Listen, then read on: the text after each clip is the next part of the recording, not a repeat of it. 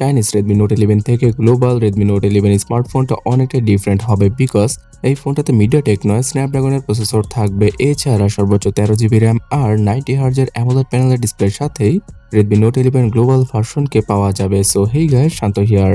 খুব অল্প বাজেটের মধ্যে Redmi Note 11 এর স্ন্যাপড্রাগন ভার্সনটা আগামী 26শে জানুয়ারি চলে আসবে গ্লোবালি এবং এই ফোনটাতে 90Hz সুপার AMOLED প্যানেলের ডিসপ্লেকে ইউজ করতে পারে Xiaomi। এছাড়া বরাবরের মতো কস্ট কাটিং করার জন্য এবারও সাইড মাউন্টেড ফিঙ্গারপ্রিন্ট স্ক্যানারকে ইউজ করা হবে আন্ডার ডিসপ্লে ফিঙ্গারপ্রিন্ট স্ক্যানারের বদলে। ফোনটিতে থাকবে ডুয়াল স্টোরেজ স্পিকার এবং 3.5mm হেডফোন জ্যাক। এছাড়া স্ন্যাপড্রাগনের 680 4G SoC-কে ইউজ করা হবে Redmi Note 11 স্ন্যাপড্রাগন স্মার্টফোনটিতে। আর এই ফোনটার এই চিপসেটটা এর আগে রিয়েলমি তাদের Realme 9i স্মার্টফোনটাতে ইউজ করেছিল, যেটা কিনা ইন্ডিয়াতে 13 থেকে 14,000 রুপির মধ্যেই পাওয়া যায়। তো রিয়েলমির মতো এবার Xiaomiও তাদের Redmi Note 11 স্মার্টফোনটাতে এই স্ন্যাপড্রাগন 680 SoC-কে ইউজ করতে যাচ্ছে, যার জিপিইউটা মোটামুটি বাজেট অনুযায়ী এভারেজ টাইপের হলেও এর আর্কিটেকচারটা শুধুমাত্র 6 ন্যানোমিটারের তৈরি করেছে কোয়ালকম, যার মাধ্যমে কিনা অনেক বেশি পাওয়ার এফিসিয়েন্সি পাওয়া যাবে। এছাড়া বাজেট অনুযায়ী মোটামুটি ভালোই পারফরমেন্স দিয়ে দেবে স্ন্যাপড্রাগনের এই 680 SoC-টি। যদিও কিনা এখানে 5G কানেক্টিভিটির সুবিধা থাকছে না, তারপরও ইন্ডিয়া এবং বাংলাদেশের মতো কান্ট্রিতে যেহেতু এখনো 5G আসেনি, তাই Redmi Note 11 স্মার্টফোনটাকে অনেকেই হয়তো পারচেস করে ফেলবেন। এছাড়া এই ফোনটাতে পাওয়া যাবে 50 মেগাপিক্সেলের কোয়াড রিয়ার ক্যামেরা সেটআপ।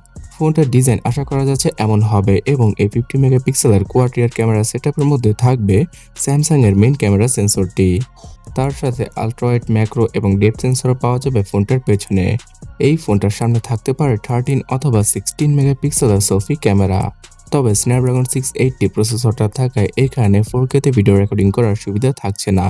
এছাড়া ফোনটার মধ্যে জাইরো সেন্সর থাকবে কিনা এখনো অবধি কনফার্ম হওয়া যায়নি।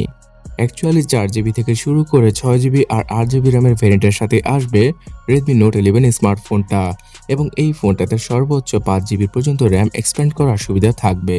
সো আপনারা হয়তো বুঝতেই পেরেছেন যে 13GB ভার্চুয়াল র্যামের সাথে ইউজ করা পসিবল হবে Redmi Note 11 স্মার্টফোনের সর্বোচ্চ ভ্যারিয়েন্টকে। ব্যাটারি সেকশনের সেই 5000 mAh ব্যাটারি আর 33 ওয়াটের চার্জিং স্পিডকে Xiaomi ইউজ করবে Redmi Note 11 স্মার্টফোনটার গ্লোবাল ভেরিয়েন্টে। ফোনটার ডিজাইন আপনাদের কাছে কেমন লাগছে সেটা অবশ্যই কমেন্ট করে জানাবেন। আর এই ফোনটাতেও এর আগের জেনারেশনের মতো পেছনে প্লাস্টিক ব্যাগকে ইউজ করতে পারে Xiaomi। সো ভিউয়ার্স, আশা করা যাচ্ছে আগামী 26শে জানুয়ারি এই ফোনটাকে আমরা গ্লোবালি দেখতে পেতে পারি, অথবা ফেব্রুয়ারি এবং মার্চ মাসের মধ্যেই বাংলাদেশ সহ ইন্ডিয়ান মার্কেটে এই স্মার্টফোনটা চলে আসবে। ইন্ডিয়ান মার্কেটে শুধুমাত্র 13 থেকে 15,000 রুপির ভেতরেই এই নতুন Redmi Note 11 স্মার্টফোনটাকে পাওয়া যাবে এবং বাংলাদেশের মার্কেটে 20,000 টাকার আশেপাশে আমরা দেখতে পেতে পারি Note 11 স্মার্টফোনটিকে। সো চাইনিজ ভার্সন থেকে Redmi Note 11 এর গ্লোবাল ভার্সনটার অনেকটা পার্থক্য থাকছে, আর এই ফোনটা আসলে আমি অবশ্যই সবার আগে আপনাদের সাথে শেয়ার করব। তার জন্য এই চ্যানেলটাকে সাবস্ক্রাইব এবং এই ভিডিওটাকে লাইক করে দিবেন যদি আপনি না করে থাকেন।